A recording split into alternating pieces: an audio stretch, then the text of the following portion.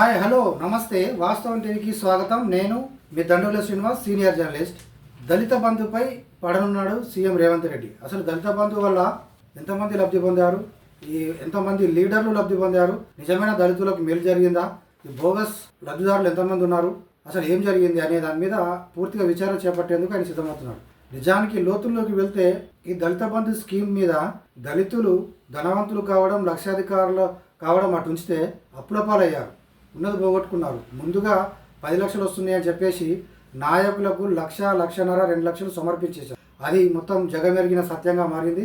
పూర్తిగా అవినీతి స్కీమ్గా దళిత బంధుని చెప్పుకోవచ్చు. ఇది పైలట్ ప్రాజెక్టుగా మొదలు పెడితేనే ఇంతటి అవినీతి చోటు చేసుకుంది. రెండో విడత ఆపేశారు ఎలక్షన్స్ వచ్చాయని. ఫ్రీజింగ్లో అకౌంట్లో డబ్బులు ఉండడం మూలంగా విడుదల చేయాలనే ఒత్తిడి నేపథ్యంలో దీనిపైన విచారణకు సిద్ధంగా మొత్తం రెడీ చేస్తోంది ప్రభుత్వం.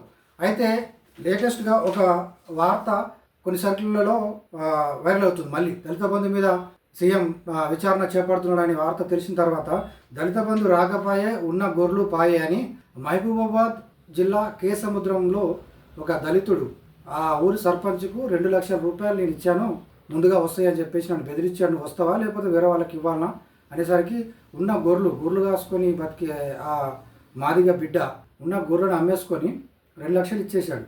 ఆ తర్వాత రాలేదు. ఇప్పుడు ఏమైంది, ఆ ఉన్న కడుపు ఆ పొట్టకు ఇంత తిండి పెట్టి ఆ గొర్రెలు మేపుకునే వృత్తి కూడా లేకుండా అయిపోయింది. నా గొర్రెలు నాకు ఇప్పించాడని ఏకంగా ఆ ఊరిలో ఒక ఫ్లెక్సీ పెట్టడం అనేది ఈ పథకం అవినీతికి ఎంత ఆలవాలంగా ఎంత లోతుగా పోయింది అనడానికి ఒక మచ్చుకు ఒక ఉదాహరణ మాత్రమే. మహబూబాబాద్ జిల్లాలో అందే అనిల్ మాదిగా ఆధ్యనం మహబూబాబాద్ జిల్లా కేసముద్రం మండలంలోని పెద్దమూరి తాండా చెందిన ఇష్యూలో ఇది జరిగింది.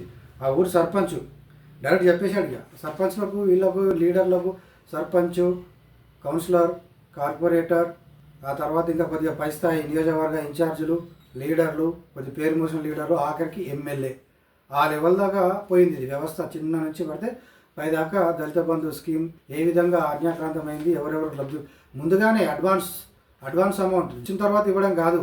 10 లక్షలు వస్తున్నాయి, తీరగా 10 లక్షలు వస్తున్నాయి కాబట్టి ముందు ఇచ్చేసేయి, 2 లక్షలు ఇచ్చేయి, నువ్వు కాకపోతే ఇంకోటి రెడీగా ఉన్నాడు, అట్లా బెదిరించి మరి డబ్బులు తీసుకున్నారు.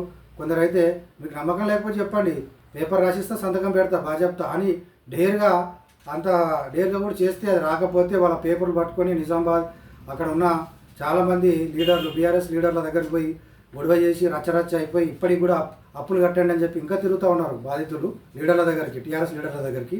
ఇది ఇంకా నడుస్తూనే ఉంది.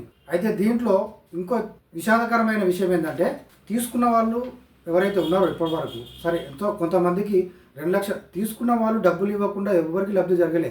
రూపాయి ఇవ్వకుండా 10 లక్షల రూపాయలు పొందిన ఒక్క లబ్ధిదారు కూడా ఈ పథకంలో లేడు. వేరే పథకాల గురించి ఇప్పుడు మనం మాట్లాడడం లేదు. దళిత బంధు స్కీమ్ గురించి మాట్లాడితే కనుక ఒక్క రూపాయి కూడా ఎవరికి ఇవ్వకుండా ఉన్న 10 లక్షల రూపాయలని, అంటే 10 లక్షలు ఇచ్చిర్రా, ఆ ప్రాజెక్టు వాళ్ళు పెట్టుకున్న దాన్ని బట్టి 9 ఇచ్చిర్రా, 8.5 ఇచ్చిర్రా, ఎంత ఇవ్వచ్చు. 100% యూనిట్ కాస్ట్ బయట మనిషికి రూపాయి, బయట మనిషి ఎవరు, లీడర్లకు, అది ఎవరు, టీఆర్ఎస్ లీడర్లకు రూపాయి ఇవ్వకుండా మాత్రం లబ్ధి పొందిన ఒక్క లబ్ధిదారులకు కూడా లేడు అనే విషయం దాంట్లో స్పష్టం, డౌట్ లేదు. అయితే చాలామంది ఏం చేశారంటే, వస్తున్న ఏం చేద్దాం, ఏదో ఒకటి చూపించాలా, ఒక ఆటో కొనుక్కోవాలా, ఒక ట్రాక్టర్ కొనుక్కోవాలా, లేకపోతే ఒక కారు కొనుక్కోవాలా, డ్రైవింగ్ ఇదే అంటే పాత మూస ధోరణిలోనే వెళ్ళిపోయారు. వీళ్ళకి ఒక ఆలోచన లేదు, ఒక విధానం లేదు, అసలు దీని ఉద్దేశం ఏంటి చెప్పేవాళ్ళు లేరు.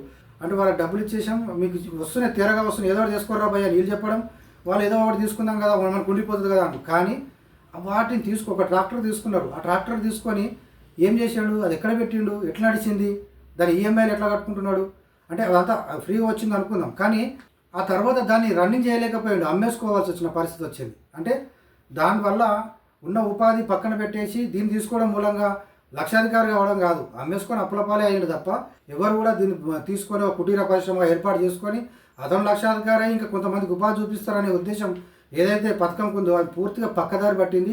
కేవలం ఆయాచితంగా టీఆర్ఎస్ లీడర్లకు 1,00,000, 1,50,000, 2 లక్షలు ఇమ్మీడియట్లీ ఖాతాలో వేసే ఒక పథకంగా ఇది రూపాంతరం చెందింది.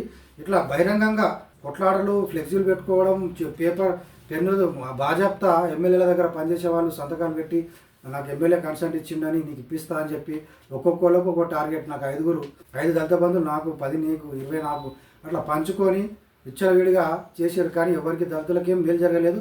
ఇప్పుడు దీనిపైనే లోతుగా దర్యాప్తు జరిపితే కుప్పలు తిప్పలుగా లీడర్ల భాగవతాలు, అవినీతి భాగవతాలు అన్నీ బయటపడతాయి. ఎప్పుడైతే టీఆర్ఎస్ గవర్నమెంట్ వచ్చిన తెలంగాణ ఏర్పడిన కొత్తలో ఇందిరమ్మ ఇళ్లపై కేసీఆర్ ఒక దర్యాప్తు జరిపారు. దాంట్లో అవినీతి ఇంత ఉంది అని చెప్పేసి బయటకు వచ్చింది కదా, అంతటి అవినీతిలాగా ఇది కూడా బయటకు వచ్చే అవకాశం ఉంది. దళిత బంధు ప్రవేశపెట్టి ఎక్కువ రోజులు కాలేదు, పైలట్ ప్రాజెక్టుగా కొద్దిమందికి చేశారు. కానీ అవినీతి మాత్రం అది ఏళ్ల తరబడి స్కీమ్లు చేయనంత అవినీతి ఈ పథకం మూటగట్టుకుంది. ఇంకా ఆశ్చర్యపడే, అందరూ నోరెళ్ళ పెట్టే ఎంతో అవినీతి దీంట్లో ఉంటుంది. ఒక గొర్రెల పథకం, ఇప్పుడు ఈ దళిత బంధు, ఇట్లాంటి స్కీమ్లలో ఇంకా మస్తు వచ్చేటి బయటగా వస్తూ ఉన్నాయి. దీన్ని బట్టి గత సర్కారు ఎంతటి అవినీతి చేపట్టిందని చెప్పడమే లక్ష్యంగా ఇదంతా ముందు బయటపెట్టి ఆ తర్వాతనే ఈ మెల్లమెల్లగా అప్పటి వరకు ఈ సంస్కరణల పర్వం అన్నీ చేసిన తర్వాతనే ఈ హామీలన్నీ అమలు చేసే కార్యక్రమంలో ప్రభుత్వం ఉన్నట్టుగా కనబడుతుంది.